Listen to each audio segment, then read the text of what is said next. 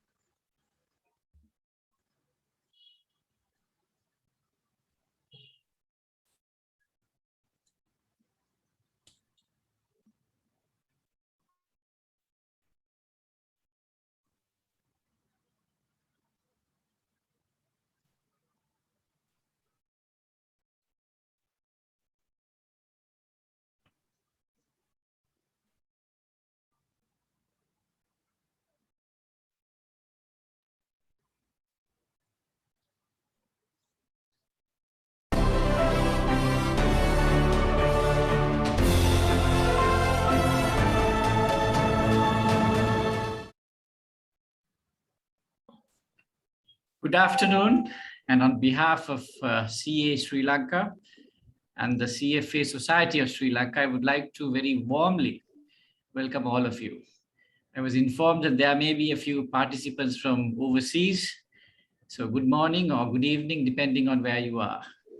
I'm delighted that so many of you have joined us today, despite these difficult times, for this webinar on the topic of composition, role, and effectiveness of independent directors in Asia Pacific, including, of course, Sri Lanka.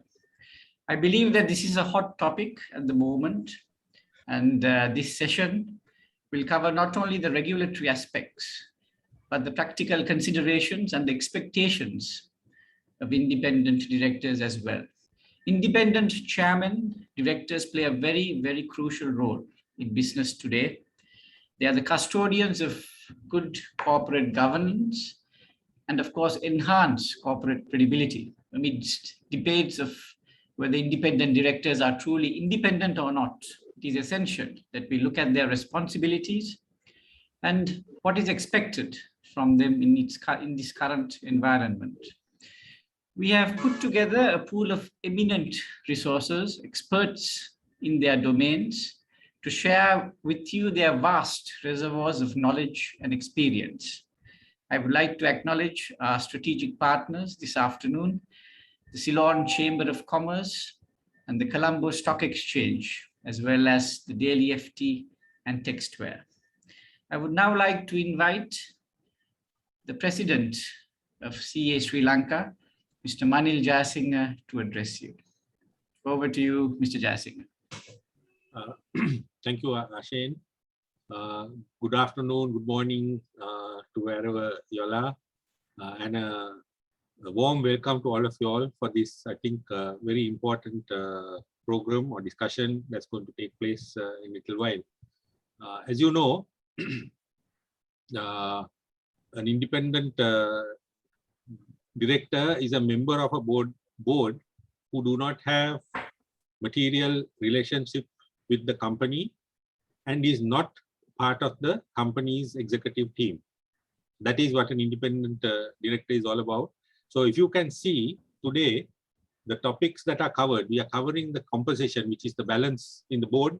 We are also covering the role that these independent directors need to play in good governance, as well as strengthening the oversight and governance of an entity and giving the comfort to the providers of finance, of the ability and the stability of that entity, and obviously whether they are actually performing their role effectively. So these are three very important areas, and I think today you have a very, very eminent panel which is there put together to discuss all these matters, which is led by our moderator, Mr. Asita Talwatta.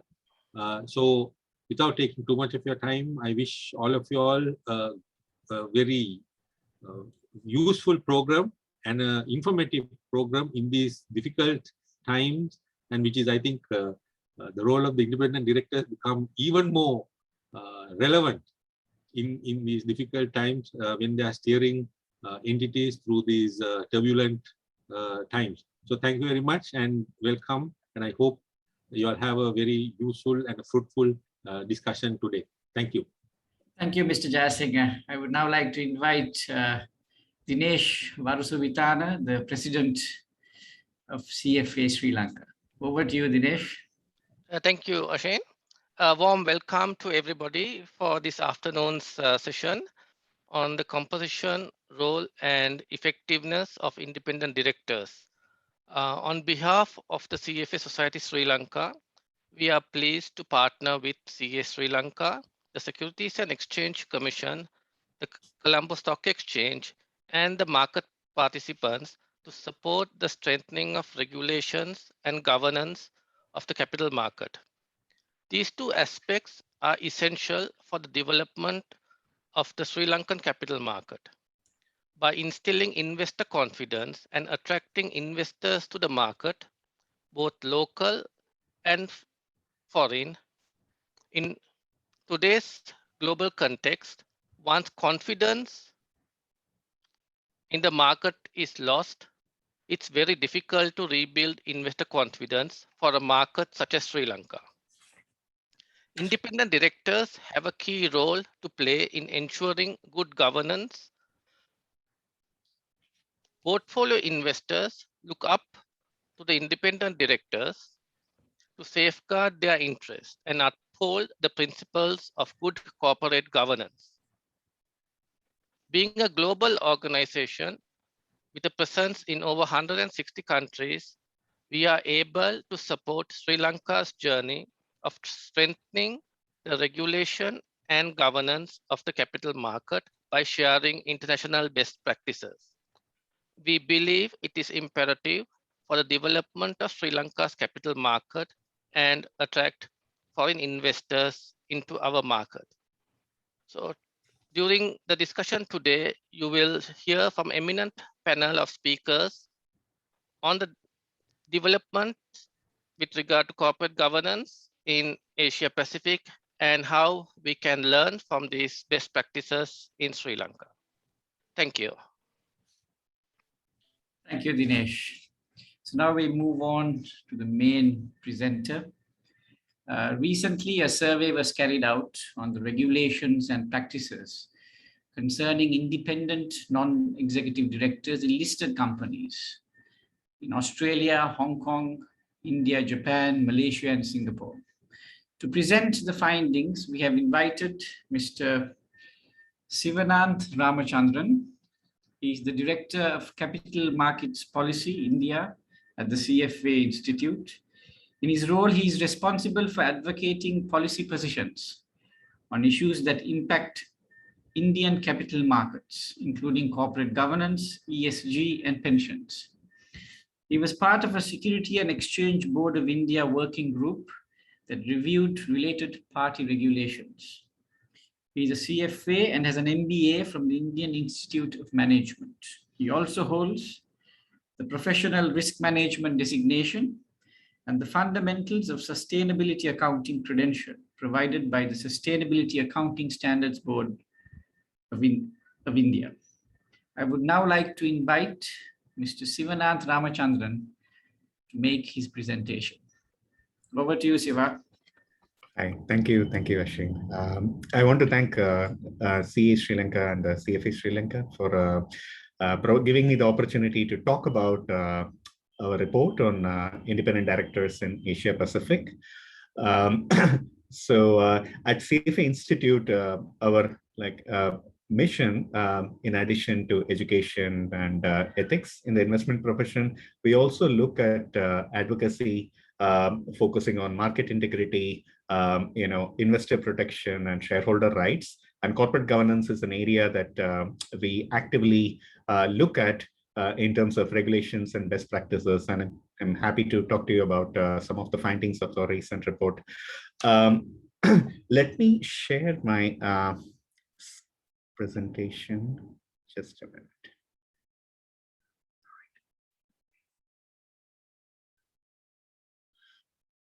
All right. I hope you can see my screen.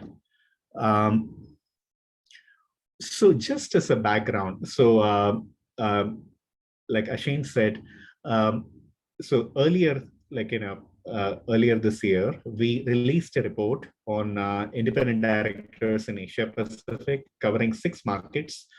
We looked at regulations and best practices of around independent directors, their roles and responsibilities, and board effectiveness issues. And so today, I just want to provide a brief overview. I'll spend about 30 minutes on the presentation, and I'll be very happy to interact with the esteemed panelists and learn from them. In terms of a report structure, I'll just provide a brief overview. Some key issues related to independent directors. I'll present some statistics around those 6 markets that we mentioned, and I'll focus on India a bit, but I'll also focus on other markets in terms of issues. So as background, we initially wrote a report on independent directors back in 2010, and we thought that sufficient time has passed. And if you notice, corporate governance codes and regulations around corporate governance has really seen a massive reforms in the last few years, and we thought that it was a good time for us to just relook at that particular report and see what has changed and where do we need to improve. So before talking about the findings, I'll just talk about methodology of how we did this research. So we looked at 6 markets, as you can see in the map. So it was a mixture of quantitative data and qualitative research. For the former, we looked at, potentially the board metrics for about 2,300 companies in the 6 markets, with a market cap cut off at 500 million or more.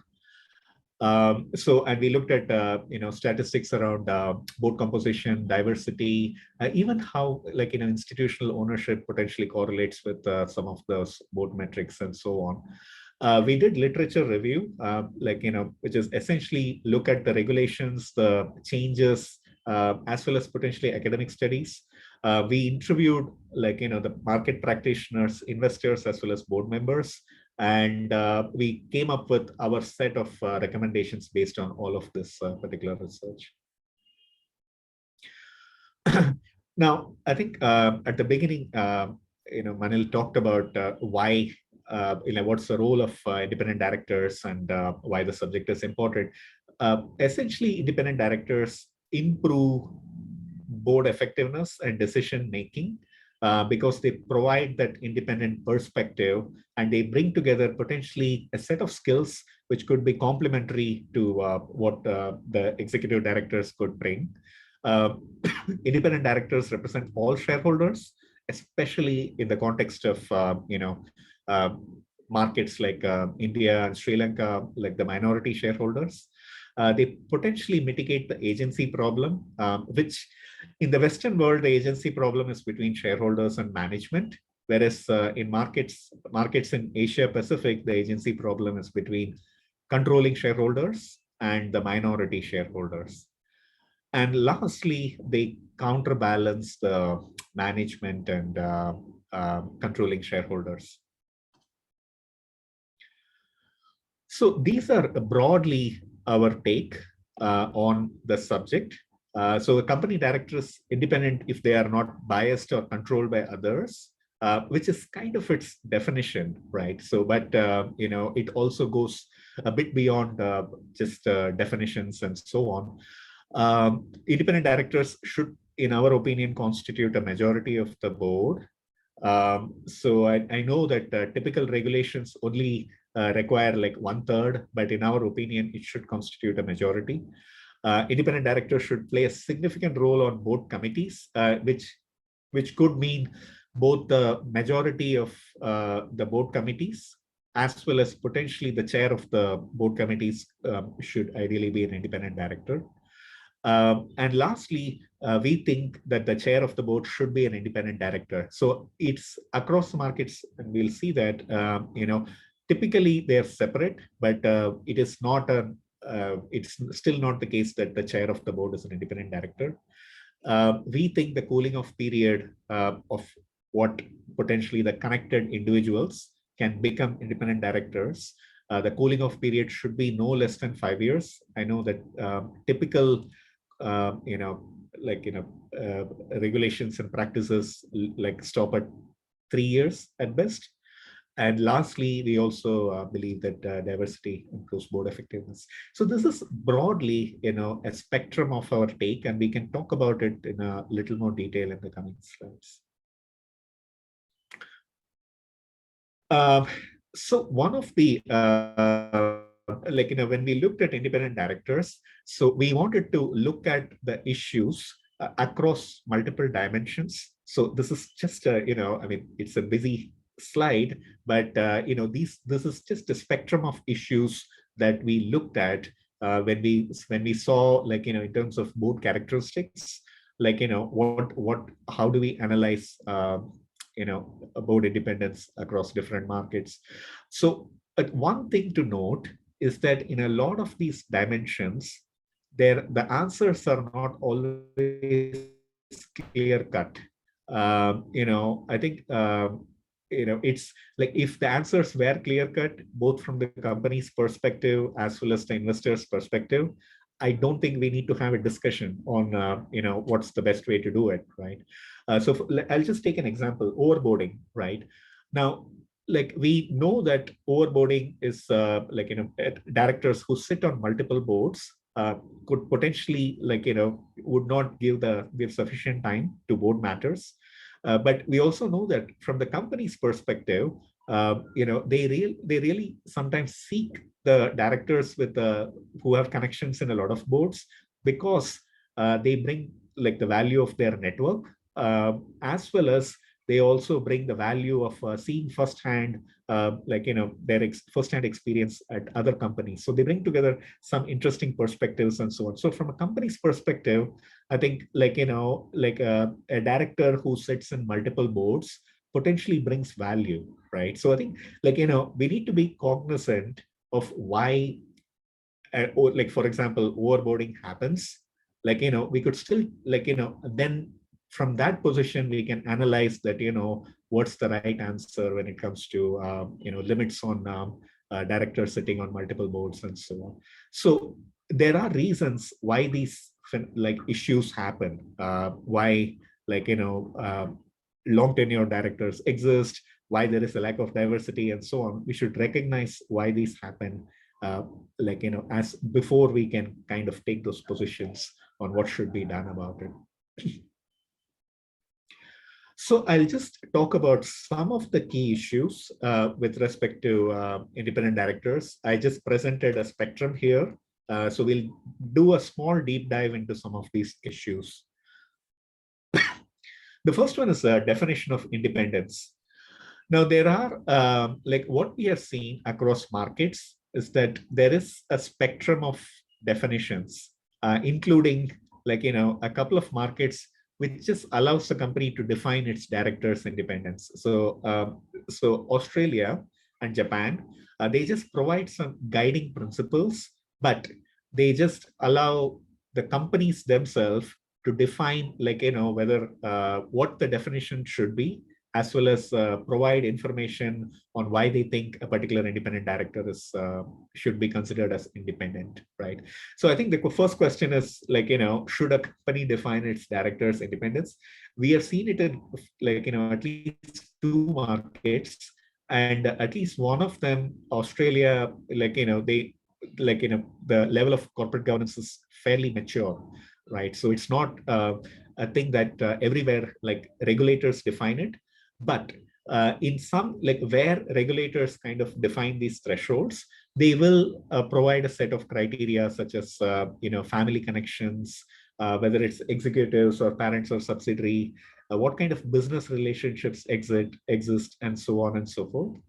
And they also, and more importantly, they also provide a cooling off period for excluded relationship.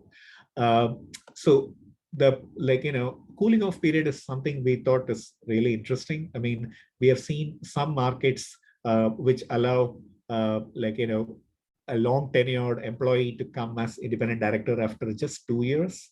In other cases, Japan is an example. The cooling off period is as long as 10 years, right? So we think the cooling off period should be sufficiently large so as to make sure that the decisions which are made like when the person was at the company, they are long past and the person has a fresh start, which is the reason we think 5 years is the right time. Likewise, I think minimum representation is other area. We recommend a majority of board directors should be independent, but most commonly it's 2 independent directors or 1/3. That's the minimum requirement. And we'll also see some statistics as to what the markets have in practice. And in some markets, the requirements are higher for large companies or those companies where the chair is not independent. So they do make the distinction. If the chairman is not independent, then the board should be majority independent. The next one is independence of the board chair. Now, we recommend that there should be a separation of roles of CEO and chair of the board, and the chair should be independent because we don't think the board can be independent if the chairman is also functions as an executive or the chairman doubles up as a CEO. That kind of defeats the whole point of having an independent board and having that oversight function over management. So we strongly believe that there should be the role should be independent, but independent chairs are very rare across the markets that we are seeing. So as an alternative, we also suggest that companies should appoint a lead independent director if the chair or the CEO, if the chair is the CEO or he's non-independent. So it is still like lead independent directors are seen in some markets. Singapore is one of them. But the practice of appointing a lead independent director is still not prevalent. The next issue is nomination, removal, and resignation. I think the point is how the independent director is appointed has a huge bearing on his independence, right? So like a lot of market participants we spoke to said that independent directors should be appointed by independent shareholders, right? So that's one of the popular views that we have seen. But the point is, would you not give the controlling shareholder any say, in the process, right? So we think there should be a balance, and minority shareholders should have a say in the nomination and removal. But we haven't taken the position that it should be done exclusively by minority shareholders. So there are many alternative mechanisms which are tried in different markets, and I think we can speak about it during the discussion. The other part is resignations. So the resignations of independent directors without providing cause.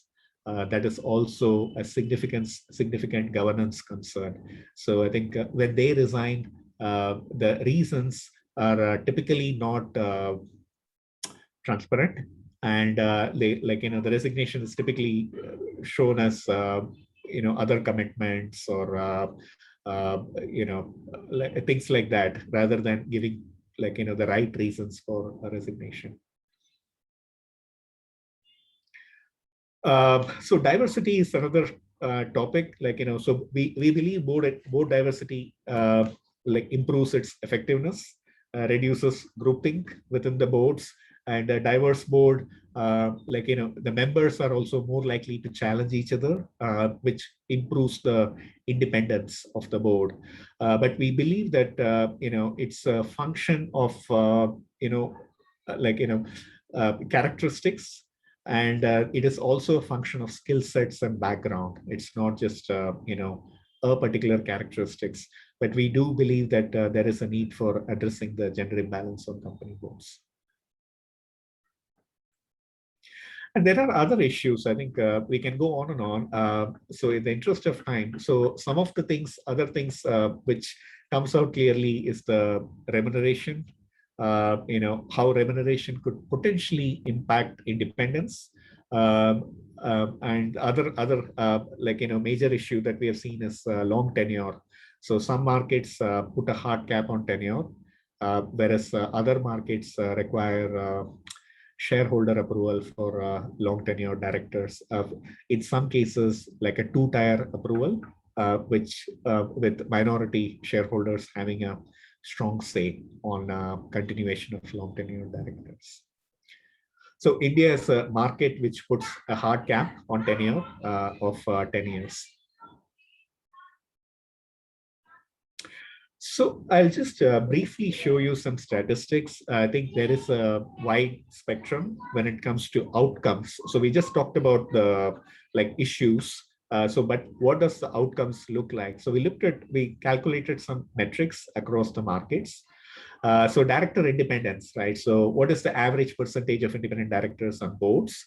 So across that spectrum of 2,000 odd companies. So we also show US and UK for reference, but you can see that it can vary from 29% in Japan to 58, close to 60% in Singapore and Australia. So these are the more mature markets who have a high concentration of independent directors on boards. So I think there is the statistics are improving, and we believe that even other markets it's likely to catch up in the coming years. The separation of chair and CEO, so this is just separation. We are not showing the independent chair, but even on that metric, Australia and Malaysia have the highest separation of chair and CEO. So it's not the same person, but other markets are at different thresholds. So Hong Kong, has about 70%, and on the right, Japan is just 17%. So it's very rare. So most of the companies have this president CEO, as the same person. Board diversity, it also varies by market. So at one end of the scale, Japan has barely 6%. 6% women directors on boards. On the other hand, among Asia Pacific markets, Malaysia has roughly a quarter, and it is improving. And Australia has close to 30% of board members who are women. So I mean, so these are what do you call overall issues. I'll spend just a few minutes on market-specific issues. And I want to just talk about India because I'm based in India. I spend most of my time here. And, and some of the issues are also similar to other, Asia Pacific markets. So one thing is, at least in India, the institutional ownership has been going up in the recent years. So for the top 200 companies or so, it is about 1/5 institutional ownership, and it is the growth has been quite stark in the recent years. But what we have seen is how does institutional ownership impact board independence or diversity? So those are two metrics we were interested in seeing. So what I'm showing here is that what is the institutional ownership by different buckets, 0 to 10, 10 to 20, 20 to 30, and greater than 30%. So for each company, we look at, what's the aggregate institutional ownership. We are only looking at top 10 institutional holders because they could have a more significant impact on the board governance. What we are seeing is institutional ownership corresponds with greater proportion of independent directors, but not so much on board diversity. So I think institutional investors care about some of the traditional governance metrics, and I think they are to some extent engaging and voting their preferences based on those things. But board diversity is not we don't see a big correlation there. The other thing which I wanted to highlight is diversity. So India regulations require at least one woman director at Indian companies since 2015. So the Companies Act was amended and like it became effective. So since last 6 years, regulations require at least one woman director. But what we have seen is, so out of a total of 320 companies or so, roughly half the companies have exactly one. I mean, the ones on like, the 19 companies you see with zero, that's mostly, state-owned companies, which I think some of them have still not complied. But my point is, like, even after 6 years, the companies, a lot of companies are, what do you call, just meeting the regulatory minimum, but they haven't gone past that, that minimum threshold, right? So there is, like, you can see it as glass half full or half empty. Like you can see that potentially one woman director is better than zero, but there is also some, concern that, it's not just regulations. You need to kind of have some change in mindset, right, in order to make some progress. And the last part, which I want to highlight, is related party transactions. So one thing which I wanted to highlight is, it's not so much as related party transactions at family-owned companies in India.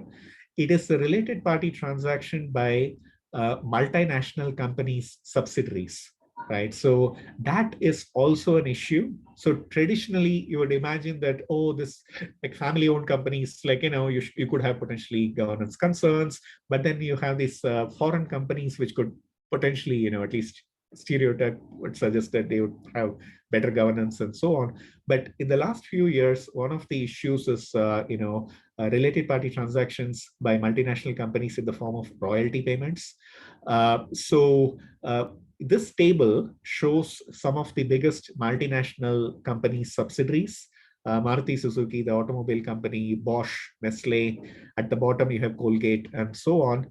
You will find that, in most of the metrics, whether you have an independent chair, whether you have separation between chair and CEO, and the last column, you'll see this royalty payment to parent as a percentage of net profits at some of these companies are huge, right? And this has, and you do need shareholder approval, but these companies with the shareholder approval have managed to make some large payments at the expense of the residual value to shareholders in the form of net profits. So I'll stop on that, India related issues. I'll quickly touch upon some of the other markets, and I'll be happy to get into the discussion and potentially answer any questions that you might have. So in terms of other markets, I'll only touch upon briefly. So Australia, it's, we have seen that it is clearly a very mature market. So in terms of statistics, they are leading in most of it. Director independence close to 57%. Chair CEO separation is almost 100%. Gender diversity is high.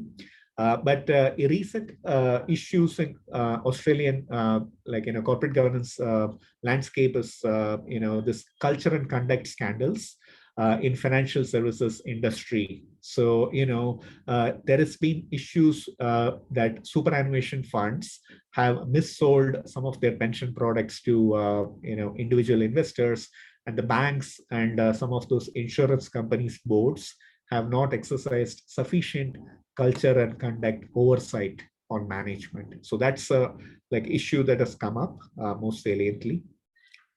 For Japan, I think the statistics suggest that they are kind of not doing well, but Japan is one of the most improved markets in Asia Pacific in terms of corporate governance. So in terms of trends, they are catching up quickly in terms of some of the statistics, if not in gender diversity, at least in director independence and so on, shareholder activism. But I think the point is the traditional board structure, what they have, the two-tier board called Kamsayaku, is the mindset shifting as quickly as the regulation? So that's a question for Japan. Malaysia is in terms of statistics, Malaysia does better than some of the more developed Asia Pacific markets. So, I mean, Australia is not a surprise. It's a mature market, lots of institutional ownership, but, Malaysia is a surprise. And, they have what I would call one of the best, oversight mechanisms.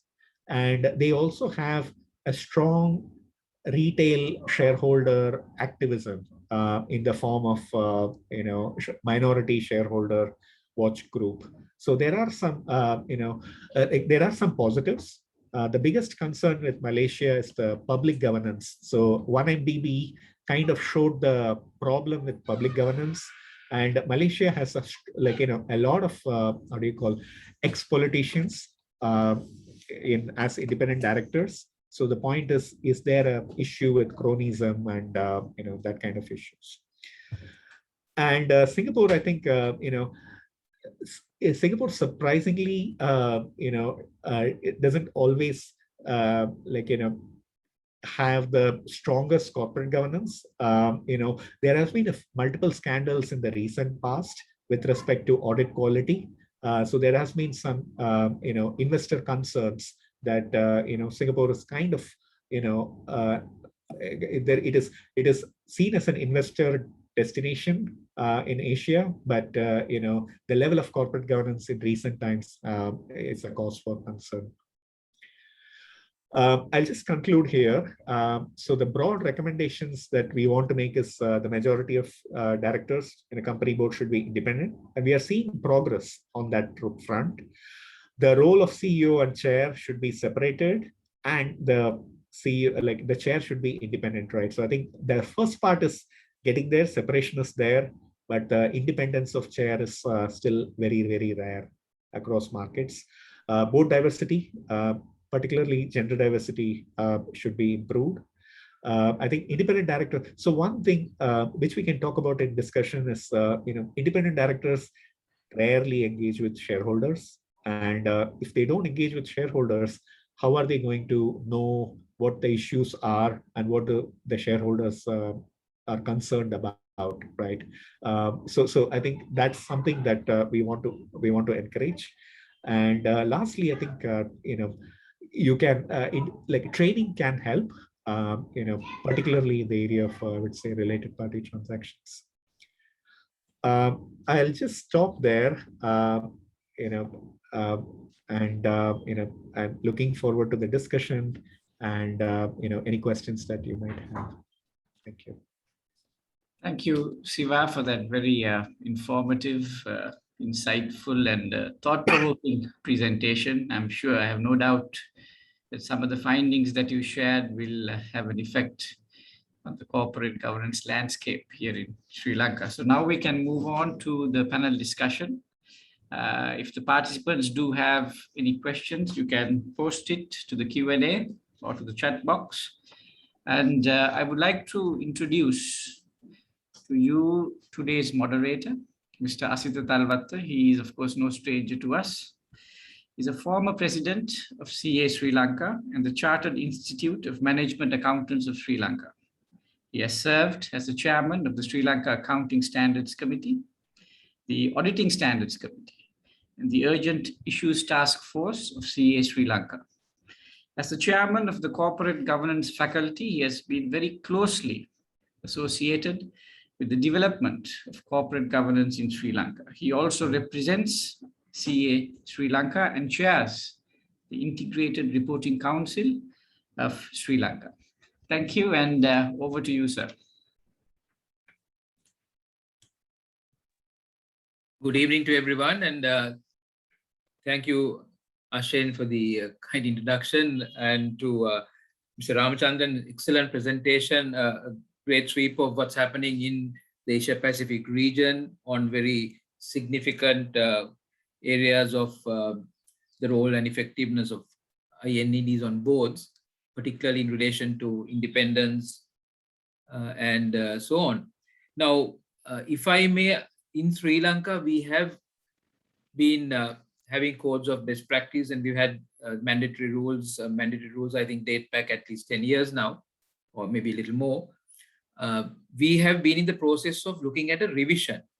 So I know the revision has had a lot of public consultation. It's not yet law, but if I could invite Dr. Harshana Suryaperuma, who represents the SEC in this process, and he's on our panel today, to share a few thoughts on some of the challenges that Siva explained in the markets they have studied, and how we have, for instance, looked at dealing with the chairman, CEO, independence of that role. And in particular, shall we start with that, Dr. Harshana, would you mind? Sure. Thank you very much, Asita, and very good day to you, all of you, the participants from all over. As Asita mentioned, yes, corporate governance is not new to Sri Lankan context. It was there on a voluntary basis for a period of time, and then it was mandated as way back in 2007, and there were multiple revisions to the applicable requirements. One may presume the rules or the requirements that are on the paper or on books is what is required in terms of corporate governance and independence, whereas the regulator, the Securities and Exchange Commission would act as a rubber stamping authority.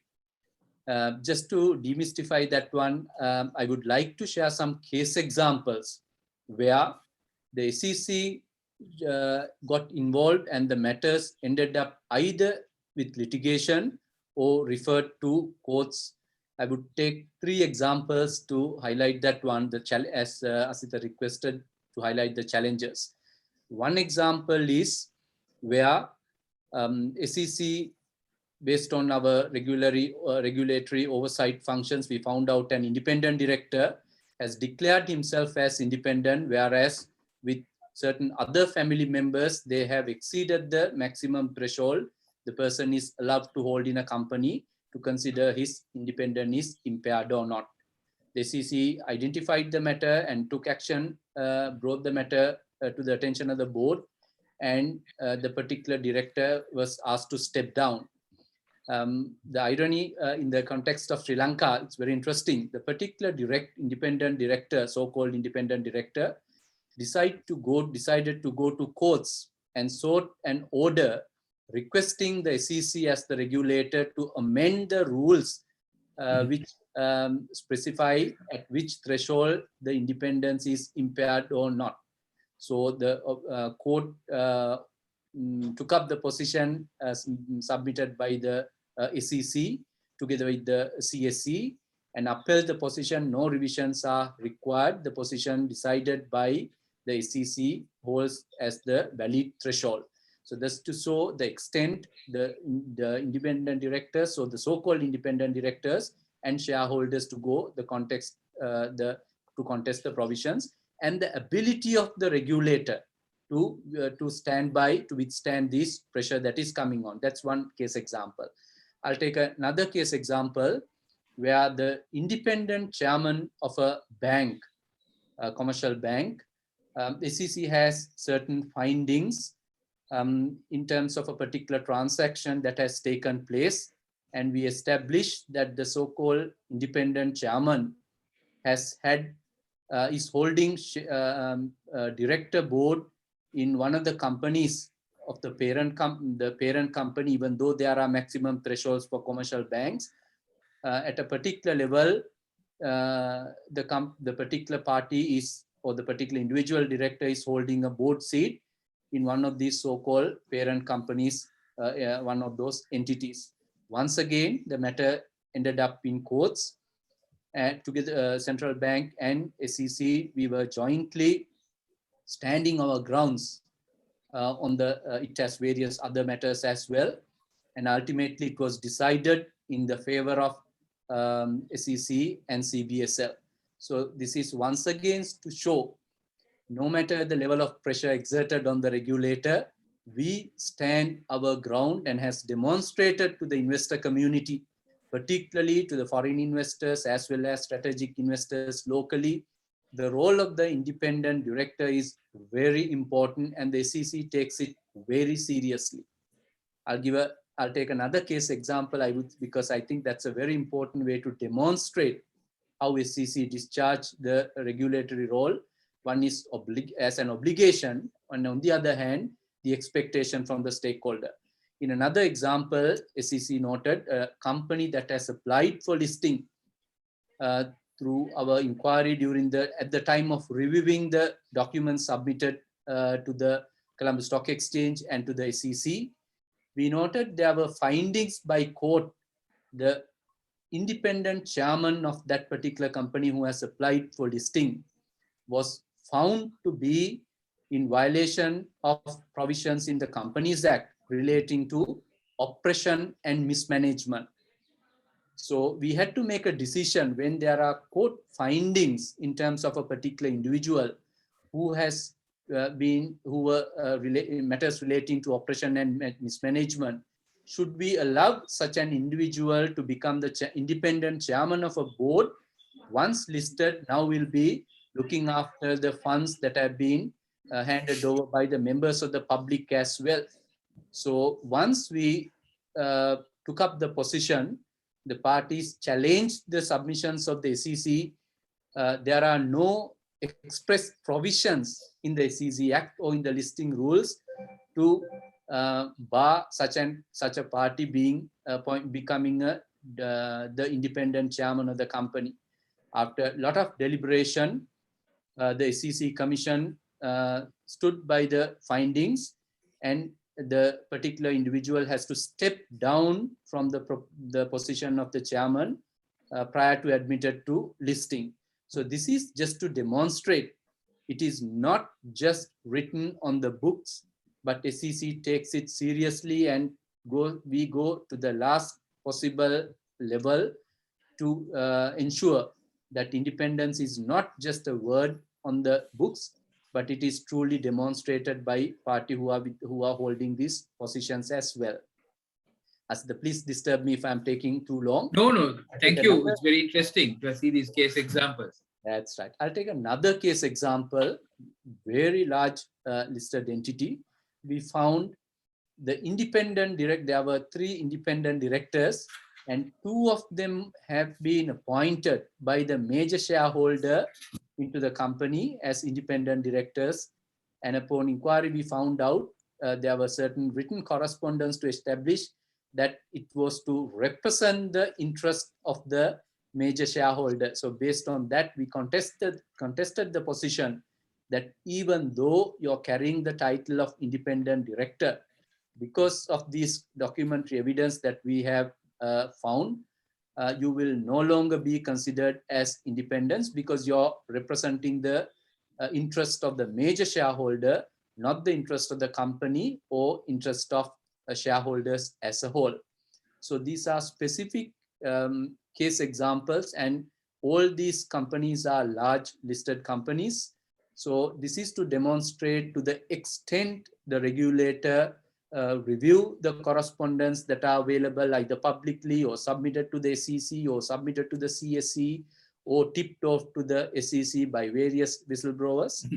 And very important to highlight, Asita, and particularly stakeholders who are familiar with the Sri Lankan context. The new SEC has just been approved and passed. So all these that I just explained, we were able to do it with the previous SEC Act, where the powers of the SEC was little different compared to the powers that the SEC has now. So if the SEC was able to successfully discharge our duties and obligations with the limited powers that we had prior to the enactment of the new Act just a few weeks ago, and I'm sure the future will be very bright with the new Act, with the provisions in the new Act. The SEC will be able to pursue matters in a serious manner if there are any non-compliances identified. So this is to show the level of challenges, as it asked, that we have to go through on a day-in, day-out basis, and how we overcome those challenges to ensure the independence is the word of independence, at least according to the rules and the requirements of the capital market, how we establish them. I'll be happy to share more examples as we go on, Asita. But if you feel free to if there are any elaborations required, feel free to proceed. Thank you very much. Thank you, Harsha. Very interesting to listen to those, and we'll get into more of them as we go along. To move to a practical dimension now, the question to Dr. Cabral. Now, independent directors, by virtue of the expectations from them, have to balance the interests of all shareholders and perhaps in a wider context, taking from one of the questions that have been posed by a participant, even the stakeholders outside of the shareholders, like the employees, the consumers, and so on. So in that context, they've got to balance these influences of the major shareholders. The majority of our companies have a major shareholder represented on the board, and perhaps as the non-independent chairman in many cases. They've also got to ensure that the regulators' expectations are complied. They've got to consider the expectations of minorities and balance all these interests and see that the company progresses forward as a sustainable enterprise. Would you like to share some of your experiences in this and some of the challenges that take place, Harsha, and how these are best dealt with, some guidance to independent directors? Thank you, Asita. Yeah, I think there are a couple of questions that have been put forward to me. There are about 8 questions, but before dealing with that, briefly, I will try to explain the legal position and the practical position of independent directors. You would see the importance of now, how did this independent director thing come about? You see, you wouldn't see in the Companies Act, in the 534 sections, the word independent director is not there, right? So the Companies Act could deal with only directors, even executive director, non-executive director, alternate director, nominee director, managing director is not there in any of those sections.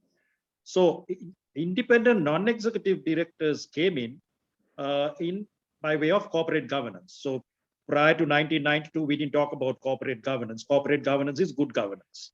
So as you know, in 1992, in England, Sir Adrian Cadbury introduced the Cadbury Code, and that is initially for the listed companies listed in the London Stock Exchange.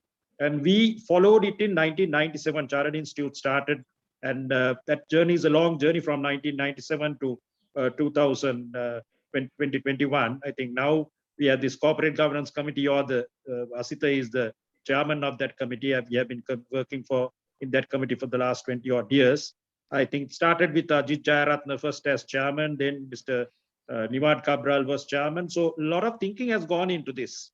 So 1997, we introduced the financial aspects first. In 2002, we introduced the audit aspects. In 2003, the Code of Best Practice of Corporate Governance was brought in. Then CA and SEC together, 2004, 2005, they went into a detailed study. And from 2007 April, rules on corporate governance for listed companies were introduced. And from 2008 April, it became mandatory. But the CSE listing rules, you would have them, but it's very minimal. The mandatory requirement is very minimal. That is to have a non-executive. You must have 1/3 of your board non-executive, and 1/3 of the non-executive directors should be independent. So what is independent is also described. And in addition to that, we had 2 committees introduced, the Remuneration Committee and the Audit Committee. And in 2017, a wide voluntary code was introduced by SEC. And thereafter, the RPTC, Related Project Transactions Committee, also came in. But this is how the independent directors came into the corporate framework of Sri Lanka. Now, prior to that, we didn't have. So, but the law will deal with directors. Now, the importance of bringing independent director is, to become a director, you don't need any qualification. But when you bring in independent directors are brought in for a particular purpose. So they must be at least qualified. Even if there are no unqualified directors who are family members or shareholders or whoever. But then you bring that proper guidance of bringing the independent directors who are brought in for a particular purpose because of their reputation, because of their skill, because of their academic qualifications. So the independent director that is brought into a company comes with a lot of responsibility. That is why the reputation matters a lot. So my father used to say that, it takes about 20, 30, 40 years to build reputation, and 5 minutes is enough to lose it. Right? Now we saw what Harshana gave the examples. Well, one little act is enough to lose your independence. Even if you fight in court or whatever, but your reputation is gone. You might be able to get over, retain the best lawyers and get over that particular problem, but that doesn't make it different. None of the other companies will want to make him another independent director. So the question is, this is how the independence has been brought in. Now, if I may quickly take the questions, Asita, Sure. right? Question number 1, Dr. Cabral, independent directors have to represent all shareholders and ensure a counterbalance of influences from the controlling shareholders, often represented on the board, the senior management, meet the minority shareholder expectations, and ensure compliance with regulations. What are your views on the challenges and your advice to NEDs when they face counterbalance conflicts? Well, that is why independent directors are there, right? I mean, Asita, you and I serve on several boards together. So the role of an independent director is, you are not taking any side. You're not there to pacify the majority shareholder, or you're not there to satisfy the minority shareholder. You're a professional, you're an expert, you have been brought in with a lot of expectations to strike the correct balance. There are instances, I know, personally I have felt this. If you feel uncomfortable, if you can't make an impact on something, it's best to resign. I have done so in several instances, right? Against your conscience, don't do anything. Because the issue is, your income doesn't come from that organization, right? Now, for me, I can take that decision because whatever I earn comes from Halstoff and not from any of the XYZ companies. So there have been instances where I have made single dissent, something, but all the others, especially backed by the majority shareholders, executive directors have no choice. They have to say yes, otherwise they will lose their job, right? But you on your own can say, no, this is not correct. Then others may agree and there'll be a majority who will pass this resolution. That's fine. If something goes wrong and 5 years later in a court of law, the judge will look at this situation and say, look here, even this gentleman has told you not to go ahead with this. What have you done? And independent directors should know there are several areas where you can ask for expert evidence, expertise from internally, from externally. All those you have to make use of.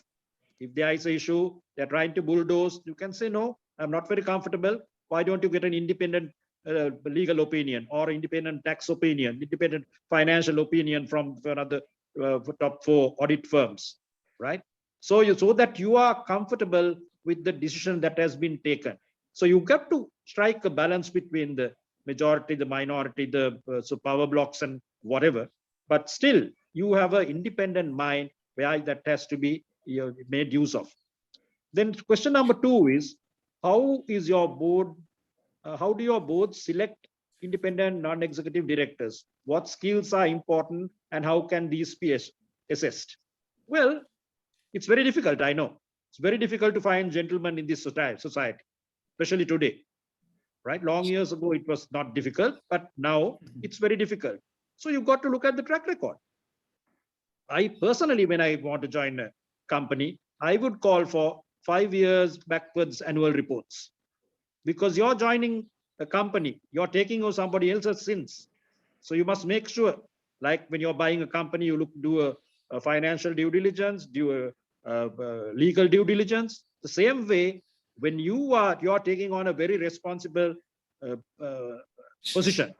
So it's important when the board select INEDs, the nomination committee should be very careful in selecting them? What is their track record? Why are we taking them, right? So that is why you would see it's not easy to find independent non-executive directors nowadays, especially to chair. But once you get there, if you so the majority shareholder have a say. Yeah, there's a question from I believe Viranti Artigala with regard to the appointment. That's a very good question, because I mean this question came up. I don't know, Harshana can remember when we introduced the Act itself in 2007 at the SEC. I can remember one person raised this. When you're appointing a independent director, definitely the majority shareholders' blessings are there, without which you can't, because shareholders are appointed, the directors are appointed by shareholders, and nowhere can you say that the majority shareholders cannot vote on that. I think one jurisdiction they have it. I think in China, where they have said that the majority shareholder cannot vote. I think India, of course, they have a panel. We can, Mr. Ramanathan can say we're from a panel, but I won't advise Sri Lanka to have a panel, because then there'll be a whole lot of, depending on the color of the party you're supporting, there'll be a panel full of, it'll be another public sector, this thing. So unfortunately, we can't deprive the majority shareholder when it comes to the appointment of a shareholder, of the independent director. So it is the shareholders per se that appoint the independent director. That's a very good question.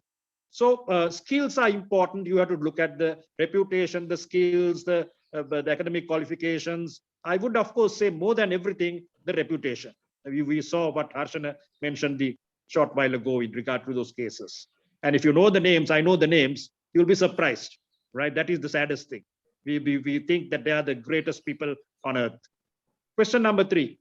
It is often alleged that INEDs are part of an old boys club and are selected from among known parties. There are the pros and cons to selecting those who can work as a team without conflict and ego tussles while still maintaining independence. What are your views? Yes, when you join the board, well, it becomes a group. So you have to keep you have to always keep in mind, maybe you're joining not so honest people sometimes, right? So you're always alone when you're challenged. If something goes wrong, no one will be there to help you. So you have to hold hands and go to courts, right? You have to go to jail together. We have seen the examples. So you have to see, whether independent or otherwise, when you're on the board, that you have to act in a very responsible manner. You have to follow the provisions of the Companies Act, your own articles, act in the best interest of the company, act in good faith. Section 187 of the Companies Act states so. So those are the responsibilities across the board for all the directors, including the independent directors. Question number 4 is... Dr. Cabral, shall we come back to that part on independence, which is question 4 and on, Yes. and take a few questions, get some views from Vish Govindaswamy. Now, Vish, if I may direct a few questions to you on the flow of the discussion so far. Now, you are the group managing director of a company where, once again, there is a fairly strong family interest in the shareholding. Despite that, it's evident that although the minimum requirement of independent directors is 1/3 or 2, I believe you have more than the minimum requirement. And the second part of the question is, for at least the last 10 years or more, your company has always had a independent non-executive director as the chairman of the company. So what are the sort of reasons that you all felt that this would be a better way to go than having a shareholder representative as the chairman of the company and less importance, or less composition of independent directors? There may be some compelling reasons that took you in that direction, Vish. Thank you, Asita. Thanks for having me this afternoon on this panel. To answer your first question, it's not by accident, and it is not to fulfill the regulator or etc. Yes, we are very conscious of making sure the regulations are fulfilled. But I think the reason is so that we have the management gets a much broader experience and much broader governance structure that is brought in. Because while there are family members involved and major shareholders in the company, the experience that the independent directors bring and the governance structures that the independent directors bring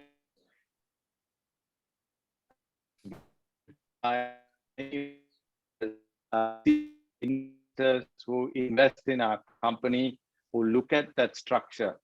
As you would have seen, Sunshine has been able to attract a lot of investment from overseas by way of private placement, etc. And these are large funds in Japan, etc. I mean, that's the confidence, because they don't come and sit here managing the business or nominating a director. I mean, they may nominate a director because they have a large shareholding, but what confidence they have is the independence that the board has in decision making, whether it's to do with growth, whether it's to do with the retention plan, succession plan, HR, sustainability, the audit process, you name it.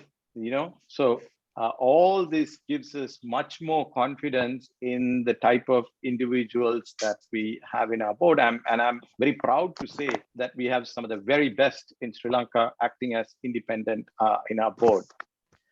In far as going as selecting why we chose to select a chairman, twofold.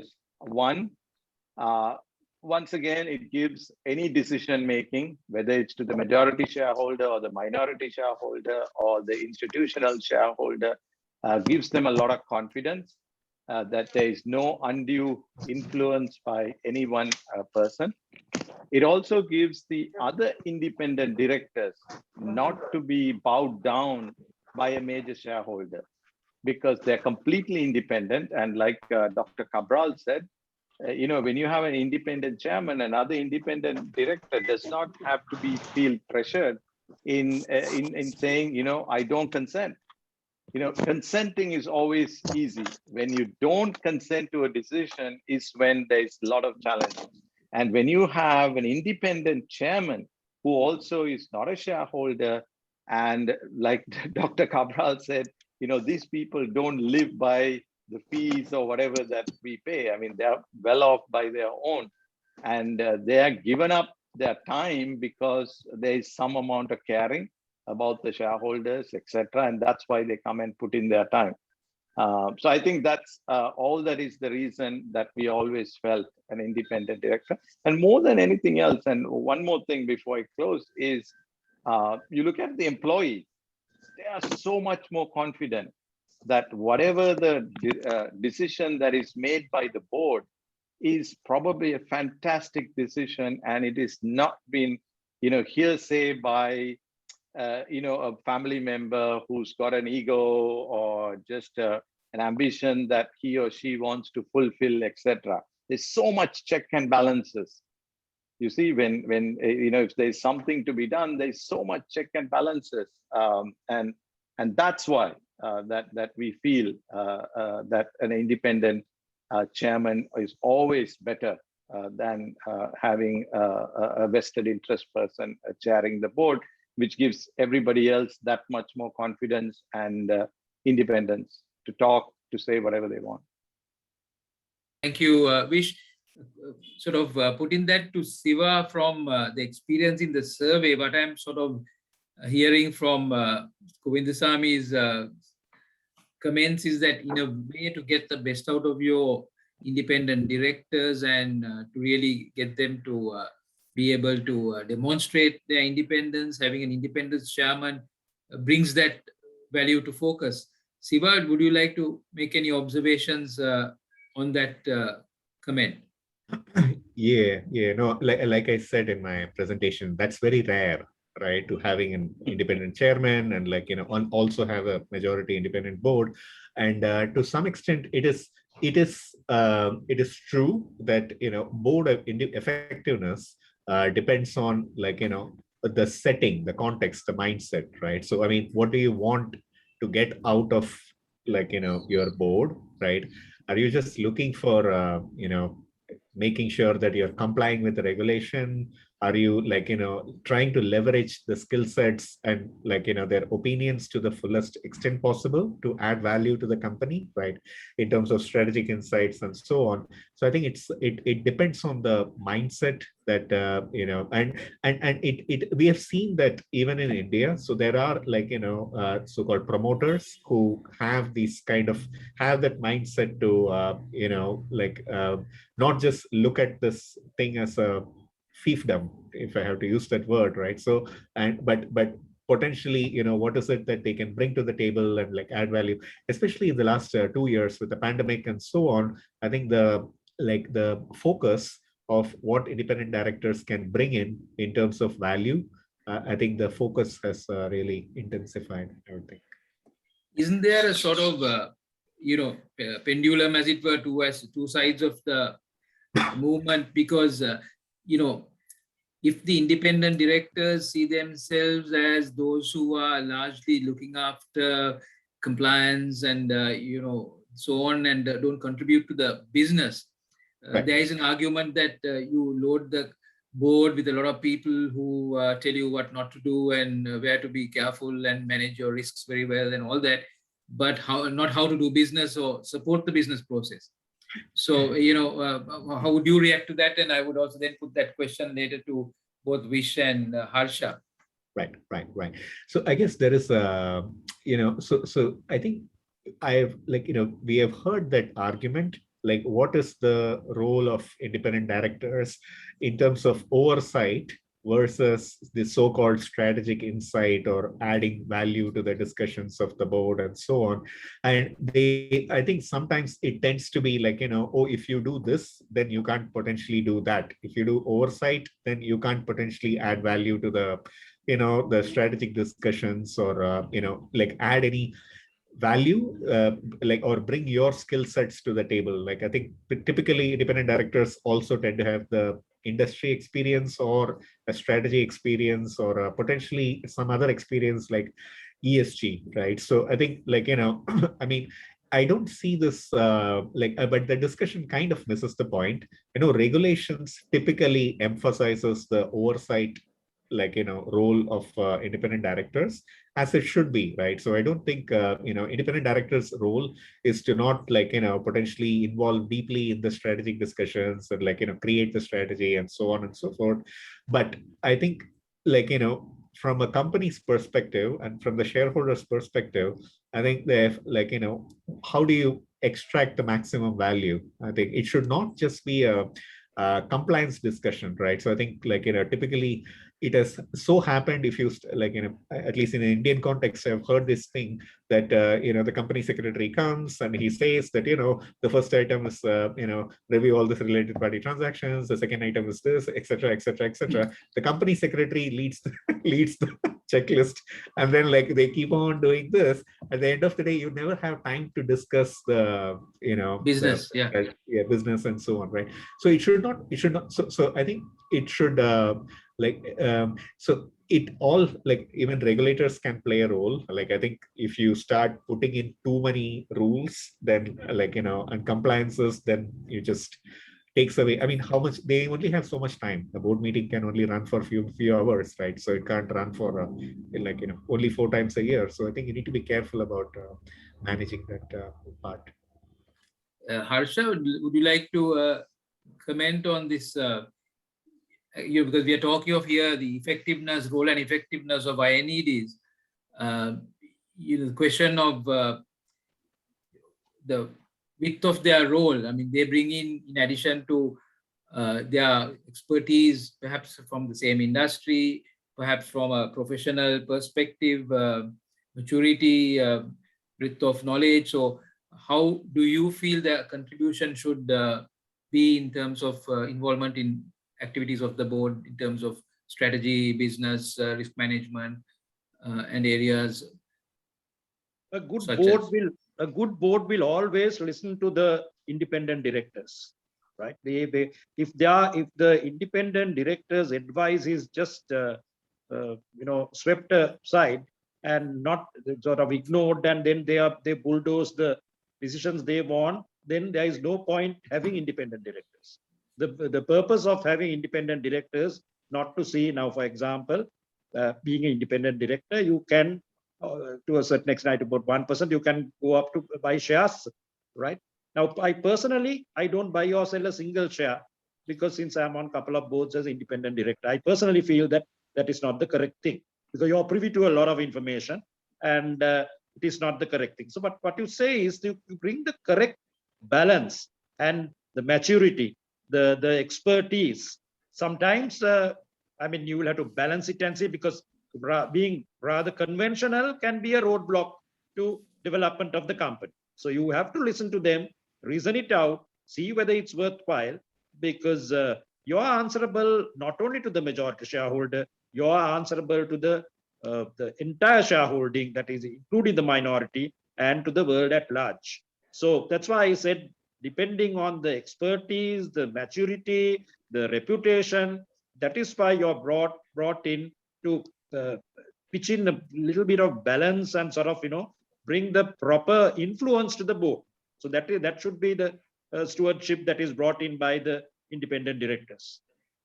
Thank you. Question to Vish, I hope not sort of putting you in a difficult position, but it, as a progressive company, you've seen a lot of acquisitions, divestments, and so on over the last couple of years. Decisions have to be taken quickly. You need to engagement of the entire board, bringing their expertise to the table, and so on. And if how has the involvement of independent directors been hampered this process? Has he supported this process? And would you like to give us some honest comments? I mean, there might be a time when the executive wants to really move ahead with certain activities and decisions. There's a great opportunity. There's a timeline. There's others looking at that opportunity, and we want to sign off. We know it's going to work out, but then the independent director wants to dot every I and cross every T and ask lots of questions. And how do you balance this whole thing, Vish? So, Asita, I'm just going to say it's like going to the doctor and not willing to take the prescription, right? So, Yeah. I mean, it's a typical case. You Right. invite expertise, right? And if you look at our board, we have expertise in the different fields of businesses that we do. That's why they're independent and they have a particular skill set that they bring to the table. And we have a very robust investment committee that is completely independent. And it's for the business managers to bring opportunities. I mean, that's what we do best. We bring the opportunities. Then it's a matter of convincing that board on why it should be done or not. And the reverse, we want to be challenged that, sometimes the management is usually like a frog in a well, because we tend to look inward. Whereas the directors independent, because they have no vested interest, whether we do this or not do this, absolutely that's not going to affect their purse, right? But what will affect their purse is what happens to the shareholders, whether it's major or minority shareholder. So they are looking at it completely, without any vested interest, whether this is going to work or not. And if you give me a minute, I'll give you a very quick story. There was an instance where we wanted to do a greenfield pharmaceutical factory. And I remember the then chairman, practically put his pen down and said, as long as I'm chairman, this will not happen. He said, in Sri Lanka, I can't see this working.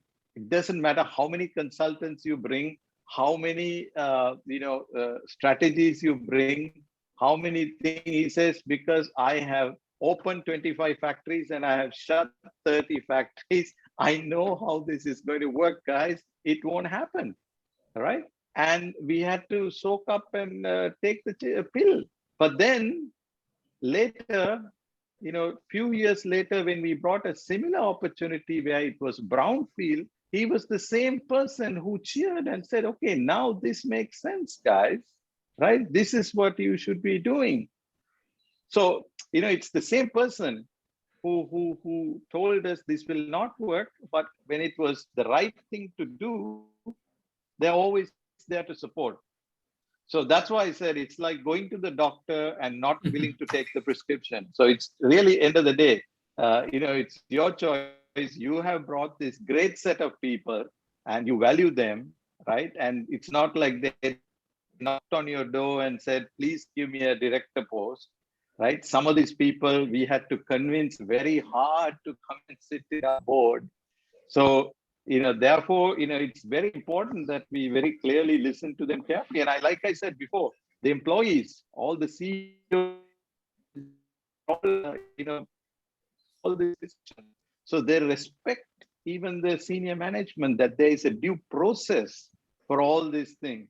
So therefore, that's a lot of value. Thank you. Very useful. I hope I answered your question. Yeah. Yes. Renuka, to bring in, you have a difficult role in the regulation part of it. And if you could tell us a bit of the level of compliance with the current regulations in terms of companies which have the minimum number, which don't have the minimum number, and if they don't, what are the consequences? How do you engage with them and give them time, and if they don't, what would happen really? What would be the consequences? Give us a little overview of what happens there, Renuka, from the CSC's perspective. Right. Thank you, Asita. Very good evening to all of you. So as you said, now Colombo Stock Exchange is the frontline regulator of the capital market. We regulate the listed companies through our listing rules. As it was mentioned earlier by a couple of speakers, panelists, the corporate governance rules, the mandatory component got into the listing rules in 2006. So it's been 15 years. So we have had the requirements. So since 2006, we have been vested with the responsibility of ensuring, due compliance by listed companies and taking action also. Within the mandate that is provided to us, there are certain things we can't do, in which case we make a referral to SCC. That's how we work. But having said that, now it is true that rules are there, but I personally don't believe everything, a complex subject like corporate governance can be sorted out, can be resolved entirely through legislation and rules. Siva, you might recall a previous, I think, SEBI chairman once mentioned a very, very valid statement. He said that corporate governance as a continuous process beyond the scope of mere regulation or rules. So what he really implied was that governance mandates practices, no doubt, but that's only a starting point. It can't be the end in itself. So it has to be a concept which should go into the DNA of the organization. It is extremely important to understand this, right? Even under personally, I'm a firm believer that even under a relatively modest regulatory framework, if you get the right parties, it works. Even if you have the best regulation, you get one bad egg, it's all gone. We have had experience with that. So it all depends on the organization, what the organization really wants, and also the caliber of people. Harsha mentioned a few examples. So there are enough people of that caliber in Sri Lanka, because there's a direct relationship between the performance, financial performance of the company and good corporate governance. In any market, that is a fact, right? When you have best governance practices, when there's credibility, investors will flock to those companies. And especially the institutional investors, foreign investors, they look for those. In any market, including Sri Lanka, that is a fact. So in that background, only we are talking about this concept of independent directors and corporate governance. So in our experience, just to dive into what you asked me, yes, we have detected year on year, we have been detecting matters. Some are, overall, I must tell you, corporate governance, now the effectiveness of governance and also the role of independent directors is something which is somewhat difficult to measure, because now we have been having this framework for 15 years. The fact that there aren't very many, I don't know how to sort of measure this, because the fact that there aren't very many issues can be seen as something which would have been contributed by the rules also. It's not seen. But if you didn't have this structure, situation would have been much more worse. That's how I look at it. And also the CSC and SEC are also there as regulators. One of the things that we have noticed is even companies which are regulated by superior regulatory bodies like central bank, there were issues. There were companies which are listed, and sometimes they went into serious issues. some of the companies, I'm not talking about the licensed commercial banks, some of the other entities which were regulated by central bank, even which has superior level of monitoring. For example, there were fraudulent activities. I mean, everyone knows that. There were fraudulent activities, and I don't know what role independent directors have been playing in those companies. Then some of the non-bank finance companies, even as recent as 2018, they couldn't even get proper numbers, the minimum numbers which are required to have independent directors, they couldn't. So that itself shows the kind of chaotic situation in the company. Ultimately, those companies had to be delisted by us. Then those are the serious level of observations. Then there's the other aspect of lack of due procedures, maybe due processes. It could involve a lot of things. Now, for example, there's not much documentation trail available. So auditors go and qualify the accounts, right? So then when the audited accounts are qualified, we take action. There's an enforcement regime that has come in, and we don't wait for a long period. Ultimately, if you can't rectify, company shares are suspended. First, the securities are transferred to the watch list and then suspended and even delisted. We had done it for numerous companies. So that's not a good thing. So I blame the independent directors of those companies. I mean, I don't know what role they have been playing. Either they didn't know about these things, or either they were aware, but they were helpless. One of the two things, right? Or they didn't have too much of a control to rectify the situation. It all ultimately reflects on your individuality and basically your credentials. So lack of documentation, lack of due process, lack of procedures, lack of processes could be one of the reasons for this situation actually. Then sometimes the things that we notice is that now even listing rules require certain disclosures. Sometimes the disclosure comes only with the annual report.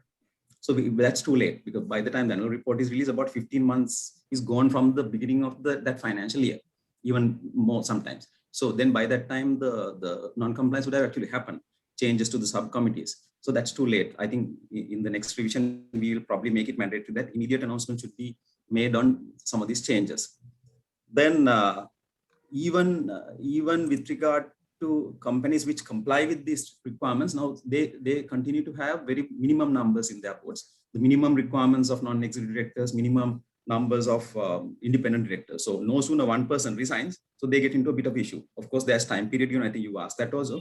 There's a time period of 3 months is given to every listed company. So 3 months is ample time for any company to get the required independent directors on board. But sometimes you have seen when certain companies which are regulated by central bank, there are delays. Board appoints, but then until the regulatory approvals come, it's not official. We can't even make the announcement. So there are some of these practical challenges like that. So when you have barest minimum numbers, so even if one person leaves, it might result in a non-compliance. So those are some of the things that we have noticed. Basically, I think audit committee, will have to play a major role here. Rather than just being very passive, whatever that they get from auditors, I don't think that should be the attitude. We have seen that on numerous listed companies, and there are some serious issues now. Sometimes there are tax matters. AE is not paid on time. VAT is not paid. Income tax. So these are obvious things anybody can detect. And I think Harchana mentioned about the new powers that are given to the SEC. I think probably what he was alluding to was there's a new requirement cast now on the auditors of listed companies. After last week, I think the act came into place from 21st of September. During the process of an audit, if the auditor detects certain issues with regard to the listed company, auditor will have to file a report to the audit committee of the listed company. But there's a time period given, I think certain number of days. So if there's no rectification, then the report has to be sent to the board of directors of the listed company. So these are statutory duties cast on the auditors. These are very new provisions, which is probably what Harshan was alluding to. And so then these matters can get exposed. So that really helps us actually. So these things and copies will have to be filed then with the board and the SEC and CSC. So detection will be much easier. So I'm sure there are lots of chartered accountants on this in this webinar. So these are requirements that has now come in. So if you are carrying out audit, please bear that in mind. So there are statutory duties cast on different stakeholders. We can go on like this. Probably I'll pause at this moment. Maybe time permit, we can discuss. Thank you. Thank you, Renuka. There are a few specific questions that have been raised by participants. Many of them are in terms of independence. I think Harshana also explained some of it. Just to broadly say that some of the questions are around, can a shareholder, a person who holds shares in the company be an independent director? There is a threshold. In one of the examples Dr. Harshana talked about. Yes. If you want me to answer that? Yes. Now the argument whether the threshold is right or wrong is another matter, but there is a threshold. Yeah, yes, 10%. 10%. So if you have a substantial shareholding which is defined as 10%, then you lose independence. So anything less than 10%, you can technically be an independent director. The code of best practice has, of course, defined at 5%. But so these are debatable. But when it comes to the law is what how the mandatory provisions prevail. Then there's also a question on relatives. But I think that's clearly defined in terms of relative of a major shareholder cannot be considered, of course, when I say relative, not a distant relative, but a relative who's either financially dependent or the first line up or down. That means a sibling or a child or a spouse. You want to comment on that, Renuka? Yes, the listing rules talk of close family member. So that's the criteria you should use. So it includes directors, spouse, parents, even grandparents. Actually, it's pretty vast. Grandchildren, it goes on and on. And also, where there's an interesting point on anyone financially dependent on such director. So that is something they might. So that it probably includes people who are having 100% of their income from any of these parties. Financial dependence is also defined. So that's the criteria that you must adopt. So that's fairly robust. One of the things that I think we talked about it, Siva also brought it up, and maybe Dr. Cabral, this question of the fees. Vish also made some comments on it broadly.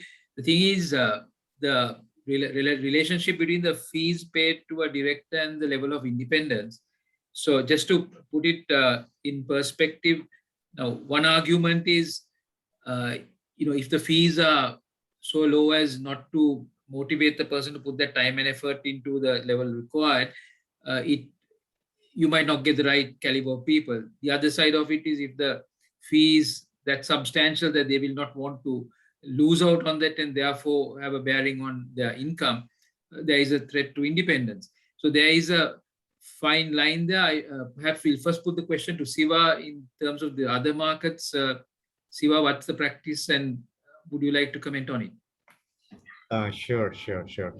I think you are right. So there are two components to, I would say, remuneration overall, right? So I think there are many components: director fees, sitting fees, Esops, this thing, and so on.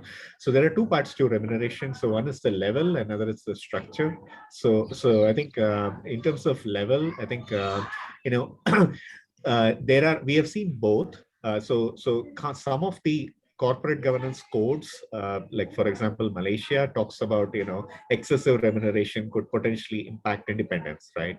But we have also seen, based on some of the interviews and other research, that I think at least the mid-sized companies find it a little more difficult to attract high quality independent directors, because potentially the remuneration is low, or what they can offer is low, and so on and so forth, right? In terms of what it is tied to, so there are some reference points, right? So for example, India says that the INED remuneration should not be more than 1% of net profits, and the overall board remuneration should not exceed 11% of net profits, and so on. So that's one reference point. So I mean, surprisingly, India also allows directors to be independent directors, including independent directors, to be paid out of net profits. And that has been an issue or, like a source of concern, saying that if you're paying like independent directors a percentage of net profits, then like, where is the independence left, right? So I think like that issue has been there. In practice, it's very rare for independent directors to be paid out of net profits as a percentage or whatever. But, like there has been like, that's something that has come up quite often. And recently SEBI tried to like, propose something, and like, it didn't actually happen in practice. The other issues, Esops, like, should directors be given Esops? And that's also an issue which has kind of divided opinion. Now, there are some markets like Singapore, which kind of encourages directors to be given stocks as a stock remuneration for furthering skin in the game and commitment and those kind of things. Whereas other markets like I think India, like till recently prohibited ESOPs. Now they are having a rethink. Hong Kong is I think the recent proposal said that they want to ban ESOPs, and so I think like the question of stock remuneration, that's also kind of divided opinion. So I'll stop there. So there is a Thank question. you. Dr. Harshan, I think I'll try to bring you in. I believe, please expand on it. In as far as Sri Lanka is concerned, in terms of remuneration for independent non-executive directors, a variable performance-related component is not an acceptable way of doing it, and that would definitely have a threat to their independence. And ESOPs is also not an acceptable for independent non-executive directors, but for executive directors, certainly ESOPs are permitted. Would both Harshan and Renuka like to comment on this aspect? Thank you, Asita. I think this is very interesting, Asita, particularly in light of after quite a number of years, the SEC as the regulator, together with other stakeholders, is reviewing the existing mandatory corporate governance requirements applicable to listed companies. A whole heap of consultation was conducted over a period of years. Since 2018, it was actively in the discussion. So since 2018 to now, it's not due to inefficiency, but it's due to the level of consultation that we have gone through to identify some of these requirements and to agree on what are these new requirements should be. For example, one could be the level of remuneration, the type of remuneration, mode of remuneration, etc.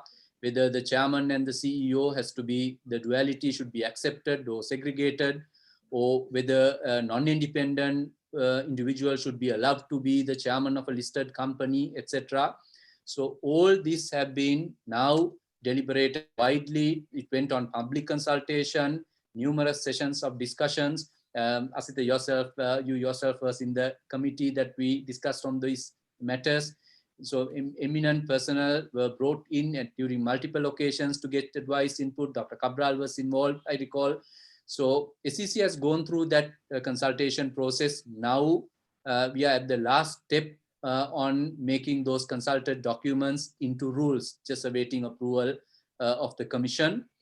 And in these requirements, currently, Asita, there are no express prohibitions in terms of the type of remuneration that you mentioned, even though there's a limitation in overall percentage of dependency or the type of remuneration that you get from the organization.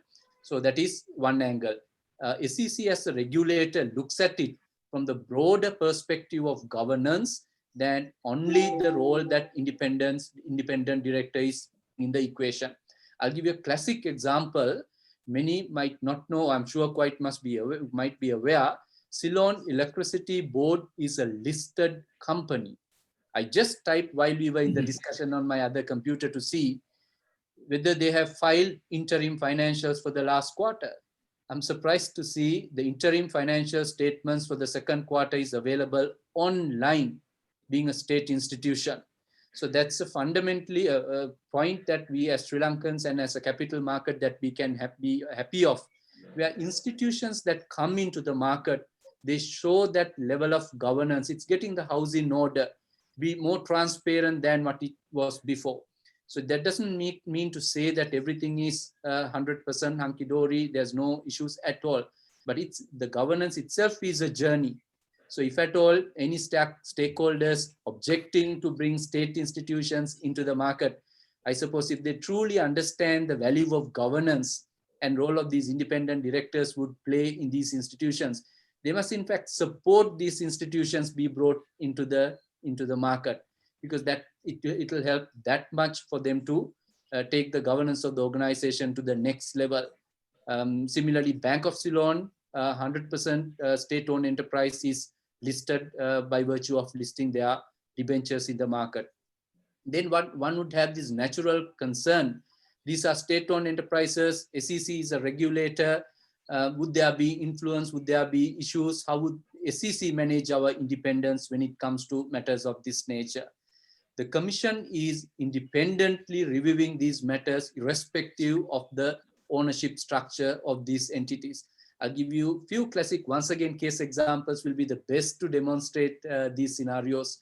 There was one instance where a state-owned enterprise, it was listed, and they want to continue with their listing. However, they had significant certain lacunas in their compliance requirements. So matter was brought up. The Secretariat position of the SEC was very clear that without fulfilling these important governance requirements, an entity which has now accepted funds from public, we are unable to continue. So it's not on the basis of whether it's the state ownership or whether it's owned by the public and other strategic investors, etc. And the Commission upheld those decisions. So we are really happy the role independently the Commission of the SEC is playing. So I'm sure all the stakeholders would be really happy to hear these outcomes, and those entities, the required action were taken against such entities. And in one instance, the entity were to be delisted, despite the fact that the level of ownership from the states, from the government sector. So weren't there pressure? Were the SEC subject to any influence? I would say the decisions of the SEC when it comes to matters of these governance were undoubtedly, the commissions have stood by the provisions and supported the views of the regulator to continue. And so just to illustrate that SEC is once again not a rubber stamping authority when it comes to matters of governance and independent directors' role in these institutions. In another example, I can remember central bank licensed finance company were found to be having issues with independent directors on the specific subject that we are discussing currently.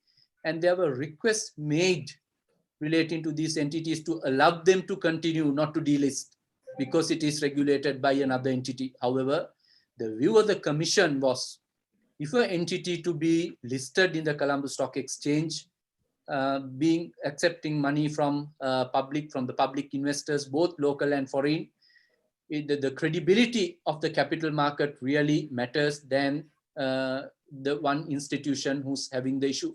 And the commissions unanimously, they have taken up these decisions, and particular entity was taken out. It was delisted subsequently, as Renuka indicated earlier. So this is to show the level of importance the SEC as the regulator gives to the independent directors, that the role that they perform, and the revised requirements are on the way. SEC has comprehensively looked at it because it is number of years since we last revised those rules and mandatory requirements.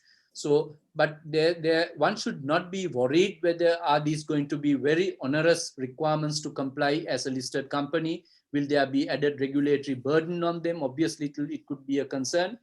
Happy to say, Asita, many of the listed companies currently that are there have already complied with these requirements because they are on the CA Sri Lanka voluntary code on corporate governance. So the role of the regulator is that much easier. The level of contribution and the support from CFA institution that we got during the consultation process, I must admit them as a stakeholder in the process, and many others. We consulted other regulators, other institutions, chambers, for example, obviously there were concerns brought to our attention, And we have explained those, our solution, the regulator's position, and the advantage the listed companies will have by having these provisions in place. So I think going forward, we will have a much robust structure in terms of mandatory requirements, and it will be a facilitative structure, I would say. There'll be more details available in terms of to remove the ambiguity in the rules, if at all. So it will be more facilitative than a burden to listed companies. I'm sure the listed entities as well as stakeholders should be will embrace them with both hands. Thank you. Thank you. Great. Renuka, your comments also be very valuable in terms of the remuneration of directors and composition of the remuneration. Maybe the rules as it stands and your views on it, please. I think there was a reference to Esops or Yes. share owning schemes. Right now, under the listing rules, ESOP schemes are only available to employees. So you have to be on the payroll. It could be executive director or any other employees. So independent non-executive directors are not eligible, I think, in some other markets. Yeah. So your overall remuneration, there's a limit of about 20%, I think, if I'm not mistaken. So out of your entire remuneration, if more than 20% comes from the listed company, then you lose independent. So that is how the rules are designed at the moment. But I must say, now we talk about independent directors, their role and all that. So independent directors' role should not be seen as something which is like anti-business of the organization. That is certainly, I think that is a fact we must very, very, very carefully address here. Because business is run by the entrepreneurs, the executive element of the company. They are the ones who will steer the company to basically higher achievements. Independent directors are part of the board.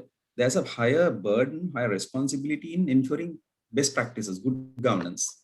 The entire board is responsible about it, but independent directors play a slightly higher role there. Other than that, they should not be seen as somebody trying to come and scuttle everything the company tries to do. I'm sure that is the perception in certain companies. That is not how it should be looked at. They should complement business. They are bringing, as Harsha said, they are bringing impartiality. They are bringing objectivity to decision making, and they don't carry any agendas, right? They are to look at issues from a balanced perspective. That they are supposed to be independent. They are not swayed by anybody's interest. They are there to look after just one thing, the interest of the company and all the shareholders, not one segment of the shareholders. Now, if that is done, I think independent directors will be doing a fantastic job. The issue here is, though, I think Viranti or somebody asked this question, when the shareholders themselves approve the directors, independent directors, and their very continuation is also dependent on the vote of the shareholders. So there is somebody can argue, how could they be independent? And after some time, that is something that we might need to sort of deliberate. I'm sure this is I would like to hear from Siva what the thinking is from a global perspective. When that happens year after year, so how can that person, whatever the caliber you are, somebody can question that you are basically yourself, your existence in the company depends on somebody's vote. So are you, in the back of your mind, it's there, so you can't deny that. But having said that, I will go back to what I said earlier. It should get into the DNA of the organization, and they should appreciate the independent, impartial role independent directors should be playing. So that is how I see it. Thank you. Renuka, I think you brought about a very interesting and a valid point. I'd like to refer that to Dr. Cabral also for his comments.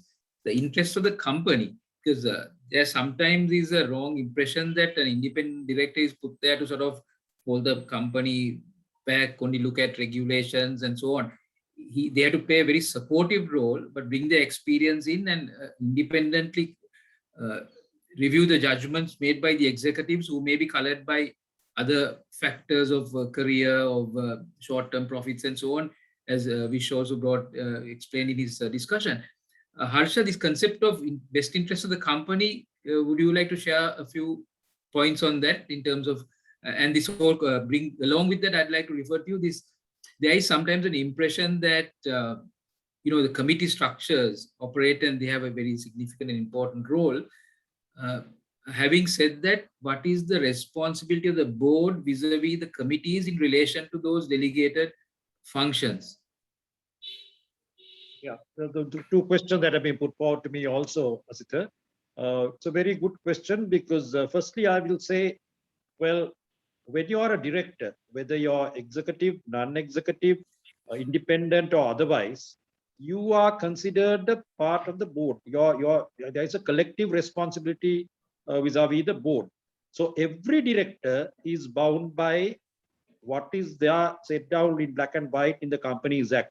Especially 187 of the Companies Act specifically says you have to act in the best interest of the company and act in good faith. 188 says you have to follow the provisions of the articles and the Companies Act. When 189 says very specifically that the standard of care that is expected when you're on the board. So all and sundry, you have to look out whether it's independent or otherwise.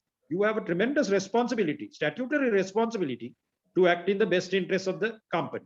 So that's across the board for all the directors. So the being an independent director, then the next question was on the corporate governance mechanism. We have the other committees, right? We have the nomination committee, remuneration committee, related party transactions committee. Then we have more risk. If it's a banking company, you have compliance, risk, and a whole lot of other things coming. Whether there is any say the responsibility on those committees are higher or lower, because in the act itself, in the 186 specifically read with schedule 3, it specifically says what are the things the board can delegate and what are the things the board cannot delegate. So it is the board ultimately that takes the flak if something goes wrong. It's not the independent director or the executive director or the managing director. So now that question was whether if there is fraud, well, fraud unravels everything. So in the Companies Act, there are 133 sections, there are criminal liability attracted, then 31 sections where there is civil liability attracted. So for example, if you're on the board, well, if you breach 220, serious loss of capital, right? So you can end up in jail, you're personally liable. So all those are very important as so as an independent director, you must have a better hold on the board because you're supposed to be a competent professional. You have been brought in for that purpose. Even if there are others who are not competent enough, by having an independent director, that's why the listed companies insist on having independent directors. That's a very important feature, but the liability is the same depending on whether you're independent or otherwise. Then there's another important feature, Asita, I want to touch. This question number 7 with regard to indemnity and insurance for directors. The question is, under what conditions can directors be covered by indemnity insurance? Will legal fees and other costs be paid, or is it only to be reimbursed based on the outcome? It's a very good question. Section 218 of the Companies Act, read with your articles also must provide for it. So after the new Companies Act came, we asked the companies to amend their articles accordingly. So if the articles also provide for it, 218 specifically provides, for the first time in Sri Lanka, we brought in, where you can have D&O insurance cover, directors and officers insurance cover. Now, I will not personally go on any board if this D&O cover is not there, right? Why should I give my neck, right, unless there is protection? Now, that doesn't mean, now you have there are so many D&O covers that are offered by all the big insurance companies. Now, that doesn't mean that you can get away with blue murder. No, only if you are successful and if you prove in court that you have not acted in a negligent manner, you have taken all precautions, and only on success, your costs will be reimbursed. That is very important. You can't just take that cover and get away. That's one important feature you got to keep in mind. Sorry, just to clarify that, if you're exonerated, only the amount will be paid. I may have missed your. Yeah, because you have to establish that you have not acted against the law. So the law is 188. 188 specifically says the standard of care, duty of care. You see, if you have acted in a negligent manner, and if you are, then the court has held against you, you can't take that cover. So it's only to reimburse on success. So those D&O covers are structured in such a way to protect the good people.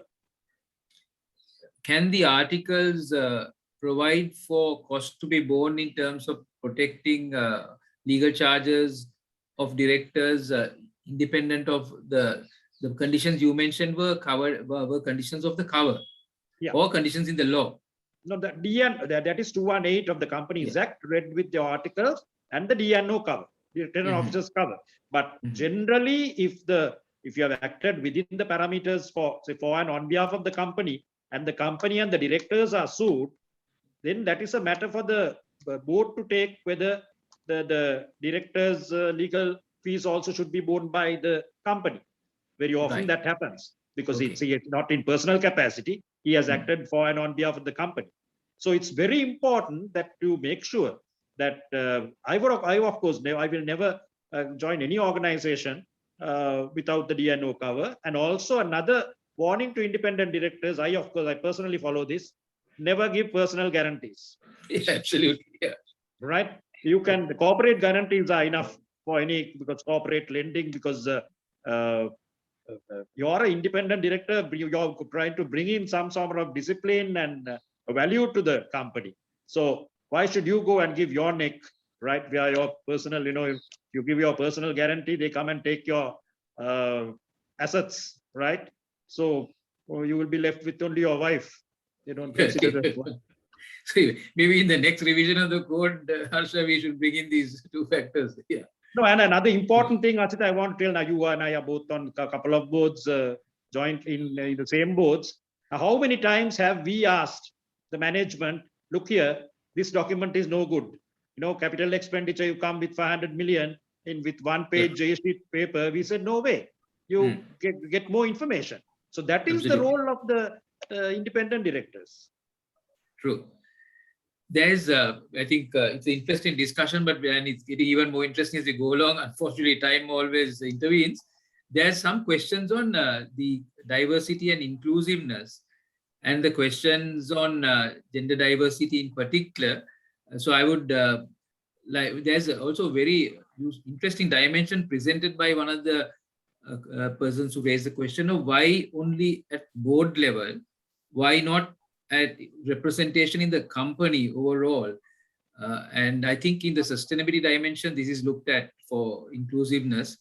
But perhaps first to Siva, in terms of, you did cover it in your presentation to an extent, but a little more clarity on the sort of popularity and the compelling need for diversity. And would you say diversity is largely in terms of gender diversity, or is it a broader concept than just that? Right. So, so the first question, right? I think diversity is a big, I would say, a trend. At CFA Institute is doing a lot of work, right? So we recently released a DEI code for North American firms, within the investment industry, right? So how should companies approach diversity in their hiring, talent, talent development pipeline, et cetera. But clearly, of course, my presentation focused on board diversity because the report is on independent directors. So I mean, that's just an artifact. But that said, I think so there are two things. So regulation certainly can help, and we know that you can almost all the jurisdictions that we have studied are moving towards at least mandating one woman director, right? So potentially one woman independent director, because I think India tried one woman director, and then they saw that a lot of them are family members. Then they said, okay, fine, not one woman director, it's actually one woman independent director, right? So I think so regulations can help, but it's not going to get you. And then the typical response from companies is, where is the pipeline, right? So I think there are going to be industry initiatives. So I can talk about so in India, FICCI, the CII, they run their director training programs specifically directed at women. So essentially, it's kind of an internship kind of a thing. So they kind of target some, senior executives, women executives in the industry, and they put them through those internships. They work and give them specific training, and then they kind of make sure that there is that pipeline which is available and so on. So I think the pipeline, I think at the board level, it can be done based on some of the industry program. But the broader question of, is there an enough pipeline for women executives, right? So, I mean, is there a broader pipeline? You have this proportion at the beginner level, but then women face some of the issues through career progression and so on. I think that was going to be a longer term issue for companies to tackle, right? It's not going to be solved.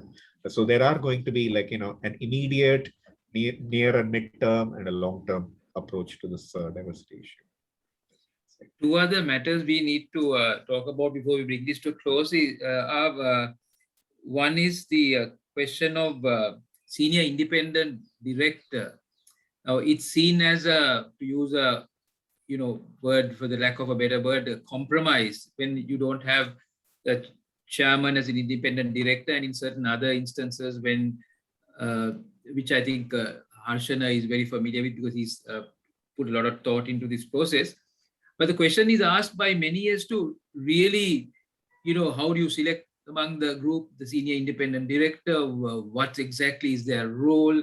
How do you make them accountable, and to whom? Do they have authority to call up meetings without, how do they really enforce or bring to bear the effectiveness of that role? Perhaps, Siva, because you've seen so many markets in your study, is it just another nomenclature that one of the people is just called, senior independent director, or what really can they do, and under what circumstances? Yeah, no, I think it's,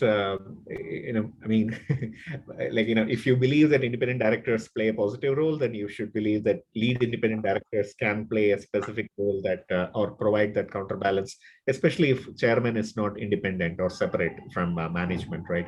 So I think the purpose are twofold.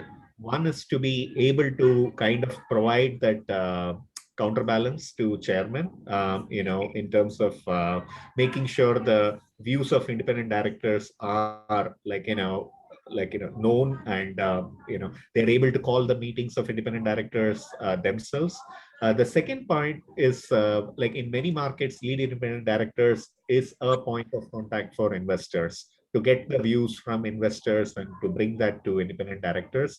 One of the issues that we have seen in any of the market is independent directors do not speak to investors, either because investors want to mainly speak to the CFO on this thing, on company issues, or potentially because management doesn't like independent directors sometimes speaking to investors, because they want to present the so-called unified view, whatever that means, right? So I think there are so lead independent director can potentially in many markets be that point of contact and this thing, because without that investor feedback, sometimes you are blindsided because you're just approving whatever management is putting forth, and then you find out that investors don't like it afterwards, right? So that's not the kind of situation that you want to be in.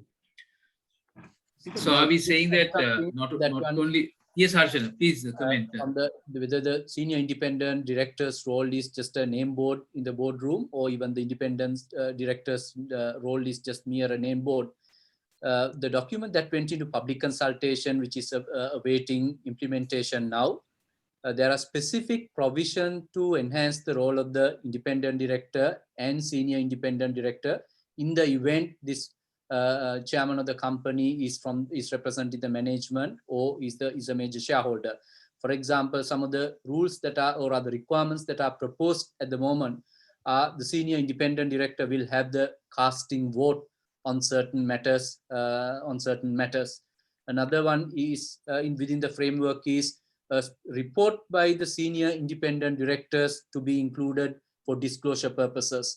So these are, in our view, a very timely and powerful tools that will be available to the independent directors and the lead independent director or the senior independent directors director in the event there is a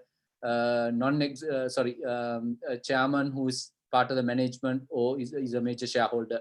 So these are some provisions that are on the way, and these provisions have been supported equally by various institutions that we consulted and widely by the listed companies and the public and the investors as well. So just to share some highlights on the rules that are on the way to empower the position of the senior independent director to make his voice heard within the boardroom when it comes to matters of significant nature. Thank you, Asita.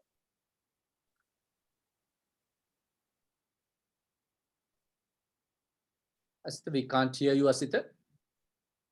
We may want to bring the meeting to a close in a short few minutes. Manil or and Dinesh, would you like to say any add any of your own observations to the discussion so far?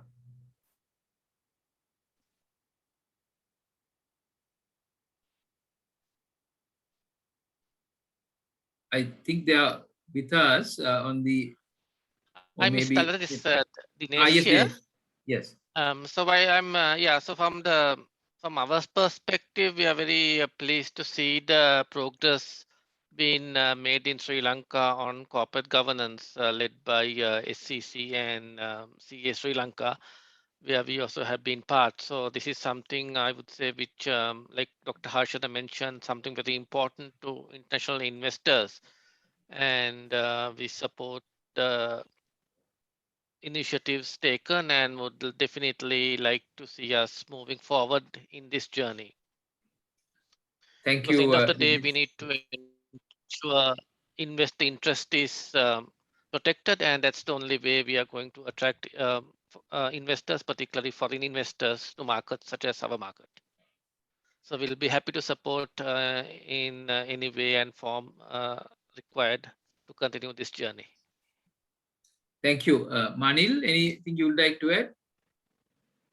Maybe he's not on the call. I see his name here. But so, ladies and gentlemen, thank you very much for being part of this discussion today. I would like to, in particular, thank our speaker and the panel. Siva, very nice of you to join us from Mumbai and spend time explaining how this process worked in terms of the survey you did and the findings in the different markets. It's a wide array of markets, starting from places like Australia and Singapore, which have fairly robust processes and practices in place, as well as others in the region. It has given us an opportunity to compare the Sri Lankan perspective with the findings that you presented. We've also had the benefit of very senior directors and legal minds like Dr. Cabral and Renuka from the regulatory perspective, Renuka Harshana, and of course, Vish from a practical angle, who've been part of this discussion. And in that context, I would like to say that coming from the questions, there's a lot of questions on independence. Independence broadly we discussed, but to just summarize, there's a question of independence of no business interest with the company. There are thresholds set. One might argue the thresholds, but the thresholds are applicable. Then there's questions of remuneration and the threshold set for that as well. Shareholdings also, there are thresholds set beyond which independence is threatened. Family involvement, it's similar. So, and then of course, employment relationships. So within these, there are definitions, and there's a broad definition, which is, familiarity, where there's an overlap on many boards or so on, that familiarity is such that it has a threat to independence. We also, the gender diversity is a very relevant and important aspect which was discussed. Effectiveness of NEDs, INEDs. I'm glad to see that the discussion went in the direction that their contribution in terms of the expertise is very important, as well as their responsibility to the company came up as a important statement, that it's ultimately the company, the progress of the company, its valuations, its profits, its sustainable growth, in addition to the short-termism that might come through the quarterly presentations and so on. So with those viewers, may I once again thank all those who participated and thank our presenter and panelists for taking the time to be with us. And we look forward to more events like this in association with CFA and the regulators and the panel members who shared their time so willingly this evening. Thank you very much and have a good weekend. Thank you. Take care. Take care. Bye-bye. Thank you. Bye.